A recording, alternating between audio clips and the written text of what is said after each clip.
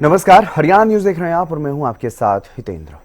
सत्र और सियासी संग्राम। जी हां, 13 नवंबर से हरियाणा विधानसभा के शीतकालीन सत्र की शुरुआत होने जा रही है। बीएसी की बैठक हुई जिसमें सत्र की अवधि पर और तारीखों पर फाइनल मोहर लगाई गई। वहीं सत्र को लेकर के प्रशासन भी अलर्ट मोड में है और सुरक्षा के मद्देनजर भी पुख्ता इंतजाम किए जा रहे हैं। एक रिपोर्ट आप देखिए।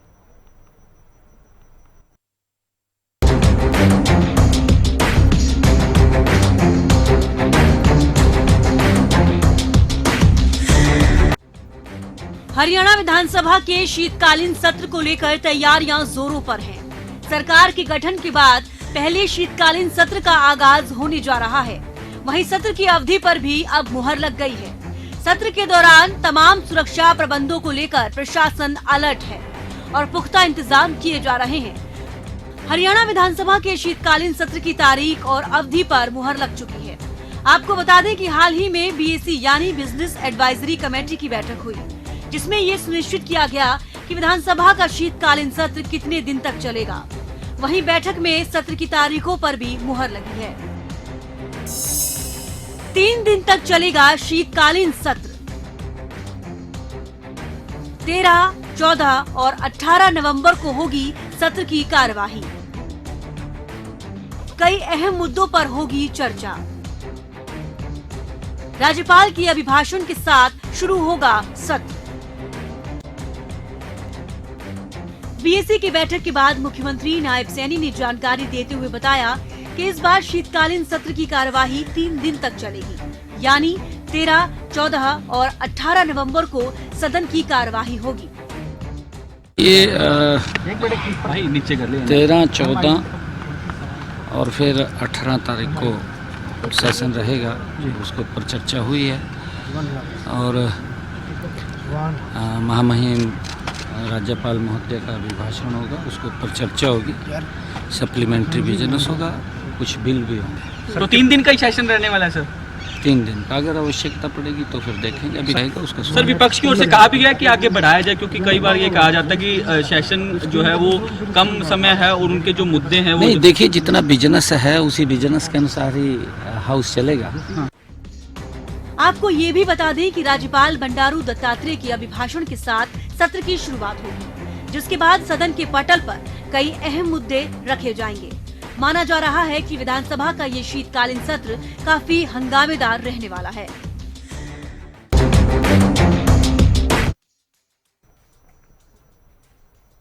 और सत्र को लेकर पूर्व मुख्यमंत्री भूपेंद्र सिंह हुड्डा ने क्या कुछ कहा है, वो भी आपको सुनवाते हैं। तैयारियां होगा जब पार्टी ने प्रस्ताव करके छोड़ रखा है कमांड पे, तो पार्टी अभी चुनाव लड़ रही है, कहीं महाराष्ट्र में चुनाव हो रहे हैं, कहीं कहीं है, हो जाए उसके बाद हो जाए। किसान को खाद मिलता नहीं और एमएसपी नहीं मिलती। एमएसपी का वायदा क्या है, 3100 देंगे, जो एमएसपी है उससे भी कम मिल रहा है, 300 रुपए प्रति क्विंटल कम मिल रहा है। और इसी प्रकार से हर वर्ग परेशान है। इन्होंने जो वायदे किए थे, अब देखें मैनिफेस्टो में मैंने क्या क्या वायदा पूरा किया। अब तक तो एक भी कोई काम नहीं किया, जो काम किए हैं मैंने बता दिया। है ही नहीं इनके पास कोई काम हो, जब भी ना इनके पास काम है ही नहीं, इनका ध्यान ही नहीं है। वो बढ़ाएंगे क्यों आगे फिर वहीं पे किसान इनका विधानसभा घेर लेंगे। डरते हैं लोगों के सामने, क्योंकि कोई भी इनका वायदा पूरा नहीं हुआ। और चलिए इसी मुद्दे पर चर्चा करेंगे, क्योंकि विधानसभा सत्र की कार्यवाही को लेकर के सत्ता पक्ष और विपक्ष की तरफ से भी तैयारियां की जा रही हैं। हमारे साथ खास मेहमान जुड़ गए हैं। प्रियदर्शनी सिंह, प्रवक्ता भारतीय जनता पार्टी की तरफ से, योगेश सिहाग कांग्रेस की तरफ से हमारे साथ जुड़ गए हैं और रजत पंजेटा, प्रवक्ता इनेलो हमारे साथ जुड़ गए हैं। आप तीनों मेहमानों का स्वागत है। सबसे पहले मैं आप ही के पास आऊंगा प्रियदर्शनी जी, क्योंकि सत्ता पक्ष की तरफ से ये तय कर लिया गया कि 3 दिन का सत्र होगा। बीएसी की बैठक में भी फाइनल मोहर लग चुकी है। क्या कुछ खास रहने वाला इस बार इस सत्र में? पहला सत्र है नायब सरकार 2.0 का। जी नमस्कार आपको और यहाँ पे बैठे हुए सभी साथी प्रवक्ताओं को भी मेरा सादर प्रणाम। देखिए, ये पहला सत्र है, 3 दिन का होगा और जैसे कि पहले सत्र की जो प्रक्रिया होती है कि राज्यपाल जी अपना अभिवादन देंगे, लोगों को संबोधित करेंगे, विधानसभा में कुछ नए विधायक भी आएंगे, कुछ पुराने विधायक भी होंगे। तो और 2 दिन में बहुत सारे ऐसे भी सब्सिडी बिल्स भी हैं जो पेश होंगे, जो और बहुत सारी ऐसी बातें हैं जिसको हम यहाँ पे बताएंगे। सरकार ने अभी तक, जबकि अभी सरकार को बने हुए 1 महीना 4 दिन ही हुआ है, लेकिन सरकार ने जो बेहतरीन काम किए हैं उसके बारे में भी हम चर्चा करेंगे और बात करेंगे। जो कुछ मुद्दे हैं जिसके बारे में मैं आप लोगों को बताना चाहती हूँ कि क्योंकि ये मुद्दे उठाए जा रहे हैं विपक्ष के द्वारा और एक झूठ फैलाने की कोशिश की जा रही है, एक खराब नैरेटिव जो कि आदत है कांग्रेस की और बाकी पार्टियों की, क्योंकि और तो कुछ बोलने के लिए है नहीं, तो एक झूठा नैरेटिव फैलाने की कोशिश की जा रही है। पहला कि खाद नहीं है, इस पे रणदीप सुरजेवाला जी ने एक प्रेस कॉन्फ्रेंस की और मैं अभी कुछ देर पहले आप ही के चैनल पे मैं आदित्य सुरजेवाला जी की भी इंटरव्यू देख रही थी जिसमें वो इस बारे में बात कर रहे थे। तो मुझे लगता है कि ना रणदीप जी ना आदित्य जी अपने एसी कमरों से बाहर निकलते हैं, क्योंकि मैं आपको बता दूं कि 28,670 टीडीपी भंडार है इस टाइम और किसान बिल्कुल भी परेशान ना हो। दूसरी बात कि पर एकड़ हम लोगों ने, अगर किसी की किसान की फसल में कोई भी दिक्कत आ रही हो तो हमने पर एकड़ मुआवजा दिया है 2,000 रुपए। तो इसमें भी किसान को कोई ना कोई, जिसको कहते हैं, फिक्रमंद होने की जरूरत नहीं है। इस सभी खरीद का जो सीजन है तो 2024 और 25 के दौरान धान के लिए मेरी फसल मेरी बोरा पोर्टल के में हमारे पास करीबन 4,80,000 के करीब किसान ने पंजीकृत किया है और ये बहुत बड़ी बात है। दूसरी बात एक बड़ी मजेदार बात हितेश जी मैं आपको बताना चाहती हूँ कि आपको भी सुन के हैरानी होगी कि दूसरे राज्यों के, जहां पे आम आदमी पार्टी की सरकार है, पंजाब की मैं बात कर रही हूँ, हिमाचल में कांग्रेस की सरकार है, इन राज्यों के भी किसान हमारे पास आके अपनी फसल बेचने में इंटरेस्टेड हैं, क्योंकि हरियाणा में ही एक ऐसी सरकार है। चलिए ठीक है, यानी सरकार इस सत्र की कार्रवाई के लिए पूरी तरह से तैयार है, आप ये कहना चाहती हैं। मैं चलूंगा आगे, हमारे और भी मेहमान हैं, उनसे भी बातचीत करेंगे। हाँ ठीक है, योगेश एक सेकंड जी, जल्दी से पूरा कीजिए। हाँ जल्दी से मुझे 10 सेकंड और दे दीजिए प्लीज सर। जी और मैं एक और बात, बड़ी इंपॉर्टेंट बात बताना चाहती हूँ। इस बार धान खरीद के लिए 60 मैट्रिक टन का हमारा लक्ष्य है और ये लक्ष्य जो है इसको हम पूर्ण रूप से पूरा कर लेंगे। तो ये बोलना बंद करें विपक्षी कि भारतीय जनता पार्टी या ये सरकार, हरियाणा सरकार क्या काम कर रही है, क्या नहीं काम कर रही। मुझे लगता है इनको आकलन करने की जरूरत है कि जिस तरीका का हमें मैंडेट मिला है और अगर इस मैंडेट के बाद तीसरी बार वो भी मिला है तो इनको सोचने की जरूरत है। अभी तक हमारे पास कोई विपक्ष का नेता नहीं है। आज सोचिए सत्र शुरू होने वाला है और इतिहास में पहली बार हो रहा है। 2019 में मैं आपको बता दूं कि इन्होंने 10 दिन में विपक्ष का नेता घोषित कर दिया था, हुड्डा साहब को। आज ठीक है, इसका जवाब ले लेते हैं। योगेश जी हमारे साथ हैं कांग्रेस से। ये सवाल हाँ ठीक है योगेश जी, पहली बार ऐसा हो रहा है कि कांग्रेस पर इतने ज्यादा सवाल उठ रहे हैं, लगातार तीसरी बार हार हुई और उसके बाद अब तक जिस तरीके से नेता विपक्ष नहीं चुना गया उसको लेकर के कई तरह के सवाल उठ रहे हैं, चर्चाएं चल रही हैं। चर्चाओं के बारे में आपको जानकारी होगी ही, किस तरह की चर्चाएं चल रही हैं? देखिए जितेंद्र जी, नमस्कार। सभी दर्शकों को आपके माध्यम से, हरियाणा न्यूज के दर्शकों को और प्रवक्ता साथियों को नमस्कार, राम राम। देखिए, जहां तक विपक्ष के नेता का सवाल है वो हमारी पार्टी का और हमारा जो विपक्ष की जो आवाज उठाने की बात है, मैं समझता हूं हमारे 37 के 37 विधायक सक्षम है इनकी जो झूठ और फरेब की राजनीति थी। ये लोग कहते थे कि हम एमएसपी 24 फसलों पे दे रहे हैं, आप धान पे ही दे दीजिए एमएसपी, कि किसान एमएसपी की मांग कर रहा है, आपको एमएसपी पे 3100 रुपए पे कोई ये दिखा दीजिए, मुझे प्रूफ दे दीजिए प्रियदर्शनी जी कि ये 3100 रुपए पे धान बिका है। मैं दावे के साथ कहता हूं आपने किस तरह का झूठ चुनावों के दौरान बोला 3100 रुपए का। और जहां तक देखिए किसान आत्महत्या कर रहे हैं डीएपी को लेकर और आप बिल्कुल भी गंभीर नहीं है। आप मुख्यमंत्री जी की एक संवेदना नहीं आई उनके प्रति। किसानों ने डीएपी ना मिलने को लेकर आत्महत्या तक कर ली और उन्हें कोई कमी नजर नहीं आ रही डीएपी। योगेश जी, तो ये लोग तो उन लोगों में से योगेश ये जी, चाहते हैं कि मेरा सवाल ये था कि विपक्ष नेता विपक्ष का चयन अभी तक क्यों नहीं हो पाया। ये तमाम ये मुद्दे इन पर चर्चा होगी सर, विधानसभा के सत्र में भी होगी और हमारे कार्यक्रम में भी होगी, लेकिन सवाल ये था कि नेता देखिए, विपक्ष का नेता चयन अभी तक विपक्ष क्यों का नहीं हो जैसा पाया। कि मैं आप कह रहे हैं मैं 37 के बता रहा 37 हूं, विधायक आपके कई योग्य बार हैं चुनावों में विपक्ष की आवाज उठाने के लिए, जनता की आवाज उठाने के लिए 37 के 37 विधायकों को आप योग्य बता रहे हैं, लेकिन उसके बावजूद भी अभी तक एक नेता का नाम ही तो सामने करना है नेता विपक्ष चुनने के लिए। अब कहा जा रहा है कि महाराष्ट्र और झारखंड के चुनाव है उसके बाद करेंगे। क्या महाराष्ट्र और झारखंड ही प्राथमिकता है? हरियाणा में विधानसभा का सत्र होने जा रहा है सर, नेता विपक्ष नहीं चुना गया अभी तक कांग्रेस की तरफ से। देखिए, मैं उसी बात पे आ रहा हूं, विधानसभा सत्र से मैं यही बात कर रहा हूं कि विपक्ष का काम होता है जनता की आवाज उठाना। वो आवाज हमारी विधानसभा में आवाज से डर के भारतीय जनता पार्टी ने सत्र को केवल 3 दिन तक सीमित कर दिया, शीतकालीन सत्र को। बड़ी हैरानी की बात है। आप क्यों नहीं ये बड़ी हैरानी की बात तो सर ये भी है कि बीएससी की बैठक में नेता विपक्ष को जाना होता है। आपकी तरफ से सिर्फ गीता भुक्कल जो कांग्रेस की हालांकि सीनियर विधायक हैं उनको भेजा गया। नेता विपक्ष की हैसियत से अगर नेता जाता है तो वो पूरे कॉन्फिडेंस के साथ जाता है। ठीक है, कहीं उस वजह से कोई, देखिए, उस वजह से कोई काम तो नहीं रुक रहा ना, जनता का कोई काम रुक रहा हो, जनता की आवाज बेहतर ढंग से उठाई जा रही है, लेकिन ये लोग जनता की आवाज के लिए तैयार ही नहीं है सुनने को। ये तो कहते हैं एमएसपी का मुझे कोई सबूत दे दीजिए। आप किसानों ने जो आत्महत्या तक कर रहे हैं हरियाणा में, कितनी बड़ी बात है। और आप देखिए, खुद इनके भारतीय जनता पार्टी के विधायक रामकुमार गौतम जी की कल स्पष्ट उनकी स्पष्टीकरण आ गया कि मैंने बिल्कुल जो हरियाणा में जात पात फैलाया, मैंने गुनाह किया है और मैं अगर नहीं बोलता खिलाफ तो ये भारतीय जनता पार्टी की सरकार नहीं आनी थी। ठीक है, वो तो पहले भी इसी तरह की बातें कहते रहते थे, लेकिन चर्चा में रजत पंजेटा जी भी हैं हमारे साथ, उनको भी चर्चा में जोड़ लेते हैं। रजत जी, विधायक है। हाँ ठीक है, बिल्कुल विधायक है, इसमें कोई दो राय नहीं।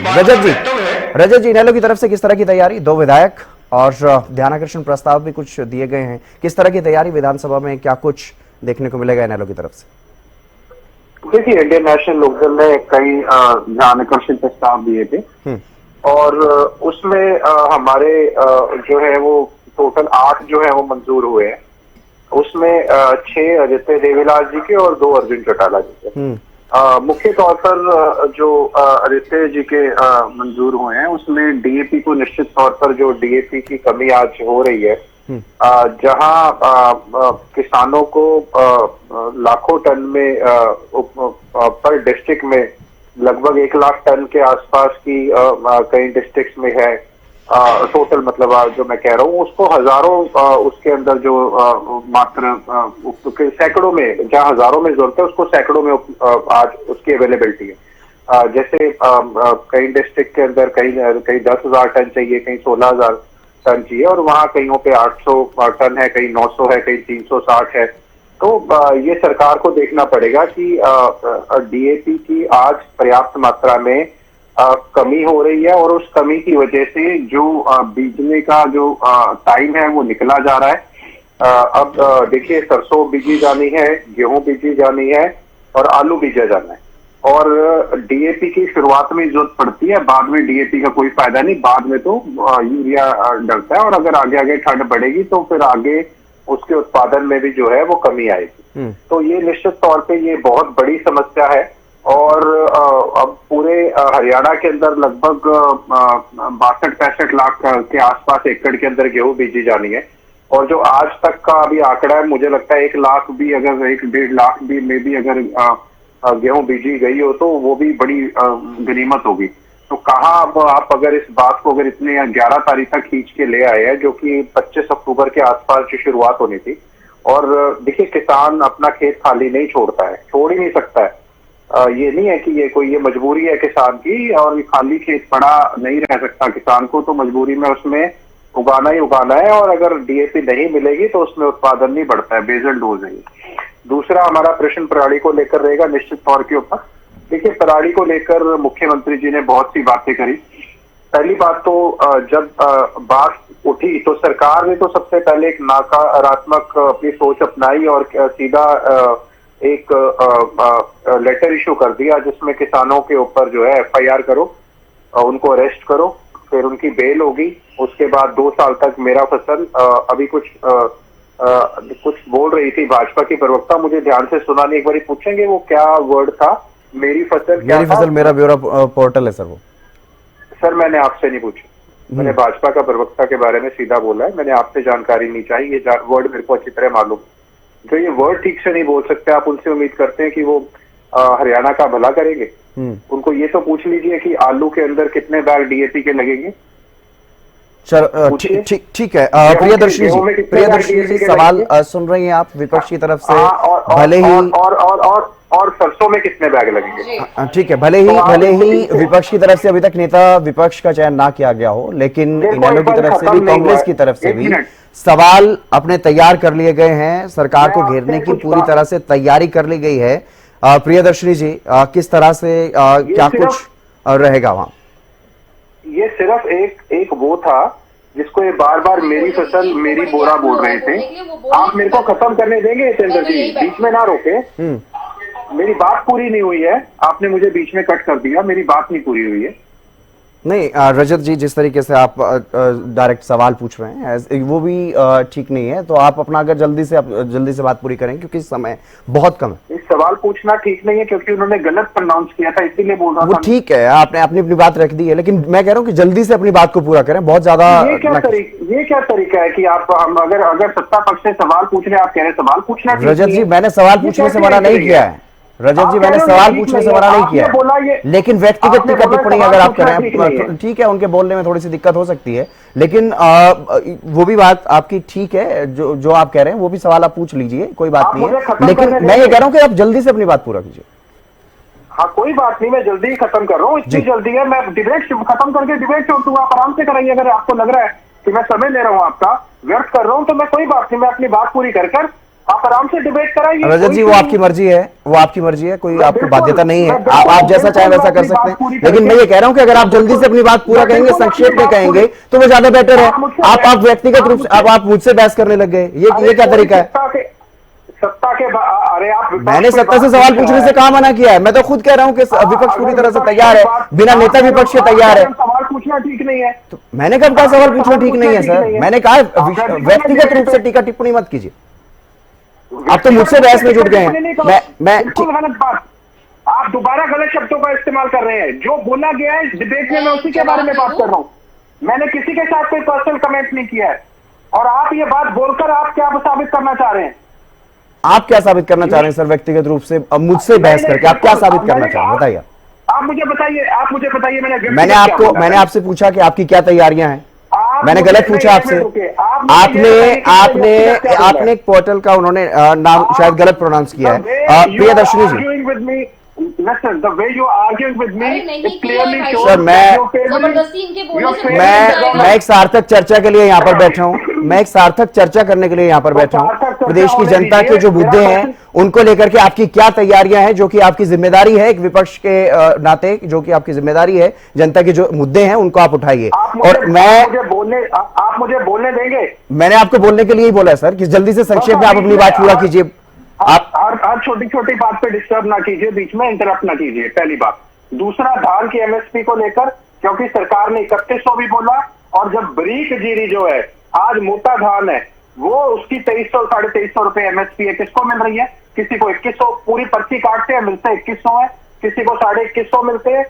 वो क्यों जेब काटी जा रही है किसान की? वो किसकी जेब में जा रहा है पैसा? उसके बाद जो आपको मैं बारीक जीरी बता रहा हूँ, जो पतली, जो मार्केट में 3500 4000 के आसपास है, वो मोटे धान से भी सस्ती बिकी है हरियाणा में किसानों की। कितनी चपत लगाई गई है उनको। उसके बाद परिवार पहचान पत्र को लेकर जो समस्याएं आ रही हैं, उसके बाद जो स्वच्छ पानी को लेकर, पेयजल को लेकर जो है, जो पानी स्वच्छ नहीं मिल रहा है पीने के लिए, उसको लेकर है। उसके बाद अर्जुन चौटाला जी के जो दोनों है ध्यान आकर्षण प्रस्ताव, वो बेरोजगारी को लेकर और नशे को लेकर, ये दोनों इंटरकनेक्टेड है। पहली बात तो सरकार ये बताए कि उन्होंने HKRN को लेके एक ऑर्डिनेंस किया था अभी इलेक्शन से पहले, और कि उनको पक्का करेंगे, उनकी पेंशन देंगे, और 2 लाख जो रिक्त पद खाली पड़े हुए हैं उनको बताए सरकार की वो पिछली सरकार की भर्तियां है, जो 2 लाख पद खाली हुए हैं वो कब तक भरे जाएंगे। और नशे को लेकर जो नशा, आज हरियाणा जो है नशे को, पंजाब को भी पीछे छोड़ गया है। पंजाब छोड़िए, पूरे देश के अंदर आज सुसाइड रेट हरियाणा का पूरे देश की नेशनल एवरेज जो है उससे भी बढ़कर है, उससे भी लगभग 2% ज्यादा है। ये किस वजह से है? आज आप मुझे बताइए कि अगर 51 स्टूडेंट हर रोज, एनसीआरबी का डेटा कहता है कि 51 स्टूडेंट रोज सुसाइड कर रहे हैं, वो कौन जवाब देगी उसका? प्रियदर्शनी जी, मुद्दे कई हैं, चाहे डीएपी की कमी हो, पराली का मुद्दा हो, या फिर बेरोजगारी का मुद्दा हो, या नशे का मुद्दा हो, कई मुद्दे हैं जिसको लेकर के विपक्ष पूरी तरह से तैयार है आपको घेरने के लिए। मैं आपको बताऊं हितेश जी, ये ना रटी रटाई ये सब स्क्रिप्टें याद करके आते हैं और इनको बोलनी होती है, ठीक है, और यही काम कर रहा है विपक्ष, और कुछ नहीं कर रहा। अगर विपक्ष वाकई विपक्ष की आवाज उठा रहा होता तो इन लोगों का इतना बुरा हाल नहीं हो रहा होता। और यही कारण है कि आज इनेलो 20 वर्ष से भी ज्यादा ही होंगे ये विपक्ष में बैठे, आने वाले 20-25 वर्ष तक भी ये विपक्ष में ही बैठेंगे। इसके पीछे कारण ये है कि अपने एसी कमरों से ये भी नहीं निकलते हैं, इनका भी यही दुर्भाग्य है। और इनके कैंडिडेटों की क्या हालत हुई है, इनको क्या वोट परसेंटेज मिला है, इसके बारे में रोज रोज बार बार इसी मुद्दे पे बोलना मुझे नहीं लगता ये कोई शोभनीय बात है। इनको पता ही होगा आंकड़े, ये पहले अपनी पार्टी के आंकड़े देखें, उसके बाद ये आंकड़े बताएं, क्योंकि जो आंकड़े इन्होंने बताए वो एब्सोल्युटली फैब्रिकेटेड आंकड़े हैं। मैं आपको बता दूं कि 50.5 लाख मैट्रिक टन से भी ज्यादा धान खरीदा गया है और 11,000 करोड़ से भी अधिक पैसे किसानों को ट्रांसफर किए गए हैं। इसमें इनको क्या बोलना है, इसमें ये चुप है। दूसरी बात, ये रोजगार के बारे में बात कर रहे हैं। सबको मालूम है कि पहली कलम से जिस दिन मुख्यमंत्री जी ने शपथ ली उसी दिन 25,000 युवाओं ने भी अपनी नौकरियां ज्वाइन की हैं। ये लोग पहले भी ज्वाइन कर लेते, 2 महीने 3 महीने की सैलरी ले लेते, लेकिन जयराम रमेश जो कि कांग्रेस के महान चाटुकारिताओं में आते हैं, उन्होंने ये होने नहीं दिया और उन्होंने कोर्ट में याचिका डाल दी, वरना तो 2 महीने की 3 महीने की सैलरी भी इन भाइयों को मिल चुकी होती। तो इस किस्म की बातें करना बंद करें। और मुझे लगता है कि मेरे दोनों साथी प्रवक्ता ये भूल गए कि सरकार 5 साल की है, 3 महीने की नहीं है, और ना ही हम अल्पमत में हैं, फुल बहुमत की सरकार है। तो इसलिए इस बात को भी समझना बहुत जरूरी है कि 5 साल का कार्यकाल है। ठीक है, लेकिन प्रियदर्शनी जी, जिस तरह से आप कह रही हैं, चाहे कांग्रेस के लिए कहें, चाहे इनेलो के लिए कहें कि इसी कमरों में बैठे हुए हैं, ऐसे कह देने से तमाम समस्याओं का हल नहीं हो जाता। बहरहाल मैं आगे बढ़ूंगा। योगेश जी, बिन नेता विपक्ष के किस तरह से एकजुट नजर आएंगे कांग्रेस के विधायक, कैसे मजबूती से जनता की आवाज उठा पाएंगे सदन में?